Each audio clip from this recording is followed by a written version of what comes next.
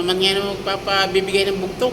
Ano yun, sir? Ano yung bugtong, sir? Sagutin natin, sir. Yun ang sagot, yung ulam ko ngayon yun eh. Yung ulam mo ngayon, yun ang hulaan ko sa bugtong. Opo. Ah, sige, sir. Hulaan natin, sir. Ito na ang aking pahula. Mhm. Ang baboy ko sa pulo, ang balahibo ay pako. Napakahirap naman yun, sir.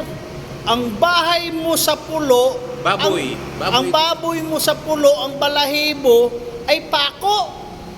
Napakahirap naman yun, sir. Isipin ko, sir, ha? Ano yan? Yun ang ulam ko ngayon. Yan ang ulam mo ngayon. Yan yung sagot.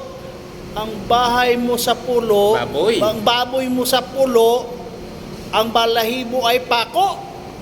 Alam ko na, sir, kung ano yung ulam mo ngayon. Sasagutin ko yung Sige nga. bugtong. Langka. Tama po ba, sir? Langka yung ulam mo? Tama. Ang galing ko, sir. Ang galing ko.